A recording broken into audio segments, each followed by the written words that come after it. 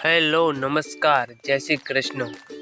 સ્વાગત છે તમારું ફરીથી એક વખત આ સેકન્ડ બ્લોગ્સમાં, ખેતી વિષયક બ્લોગ્સમાં। તો આપણે પહેલા બ્લોગ્સમાં જોયું હતું જ્યારે મરચાંની વાવેતર કર્યું તે સમયનો બ્લોગ હતો, લગભગ 10 દિવસ થયા હતા। અને આજે આ મરચાંને 1 મહિનો કમ્પ્લીટ 12 તારીખ થઈ છે, 12 તારીખે આનું વાવેતર કર્યું હતું। ફરી આજે 12 તારીખ થઈ એટલે કમ્પ્લીટ 1 મહિનો પૂરેપૂરો થયો છે। તો આપણે જોઈએ કે મરચાંનો વિકાસ ગ્રોથ કેટલો થયો છે। તમે જોઈ શકો છો આ 1 મહિનાનું મરચું છે, કમ્પ્લીટ 1 મહિનો પૂરો થયો આજે 12 તારીખ।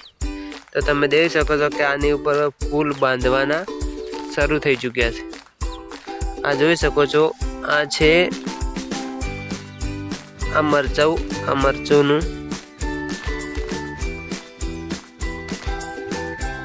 આવ્યું છે। દેખો કમ્પ્લીટ 1 મહિનો પૂરો થયો છે। આની અંદર વધારે ખાતર દવા આપ્યું નથી। આપણે 1 વીઘામાં મરચાંનું વાવેતર કર્યું છે। બસ આવા જ વિડીયો બ્લોગ્સ તમને ઇન્ફોર્મેશન આપે એવા બનાવતા રહીશું, સપોર્ટ કરતા રહેજો।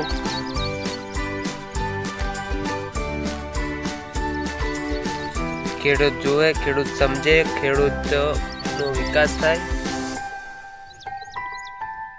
ખેડૂત 25 રૂપિયા કમાતો થાય, આપણો હેતુ એ જ છે।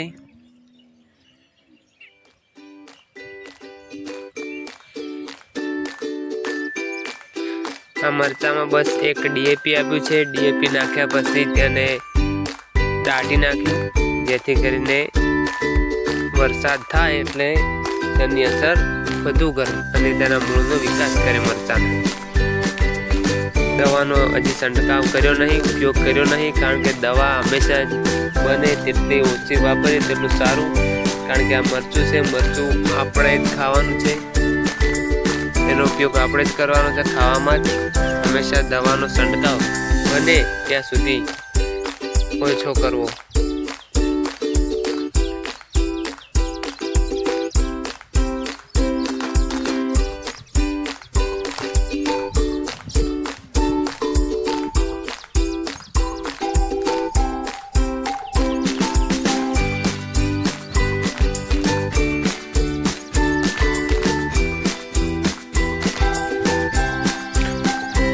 હમણાં વરસાદ પણ સારો છે।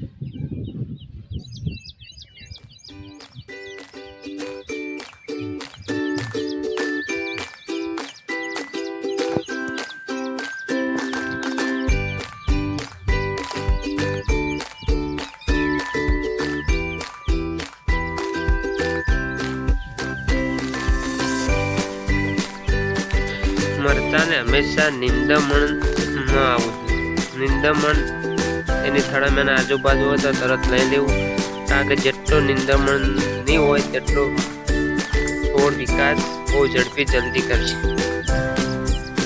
નિંદામણ હોય તો કાઢી લેવું।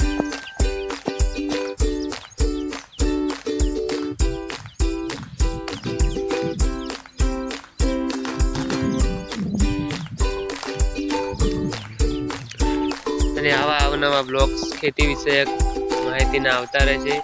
સપોર્ટ કરતા રહેજો, સાથ આપતા રહેજો અને લાઈક, શેર અને સબસ્ક્રાઇબ કરતા રહેજો મિત્રો।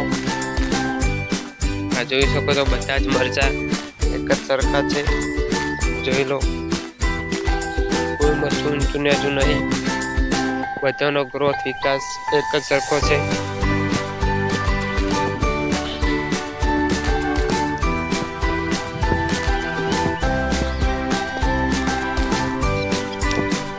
અને એક બીજી વાત, ચોમાસું આવે એટલે છોડ થોડો મોટો થાય, મહિનાનો થાય એટલે તેને આ રીતના પાળા કરી દેવા. ખાતર ડીએપી ખાતર નાખીને આ રીતના પાળા કરી દેવા, જ્યારે ખાતર ડીએપી અંદર દટાઈ જાય અને ચોમાસામાં પાણી ભરાય વરસાદનું તો કોઈ છોડને નુકસાન થાય નહીં. જોઈ લો, બધા છોડ એક જ સરખા છે, બધાને પાળા થઈ ચૂક્યા છે.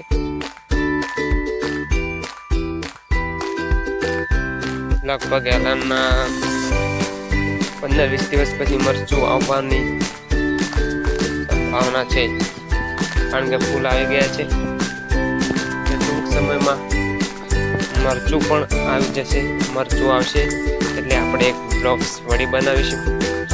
હવે રોજે રોજ એક બ્લોગ્સ બનતો રહેશે. આપણે થોડા લેટ થઈ ગયા પણ હવે ડેલીનો એક બ્લોગ્સ બનશે. Thank you so much for watching. Like, share, subscribe to my channel. આભાર મિત્રો.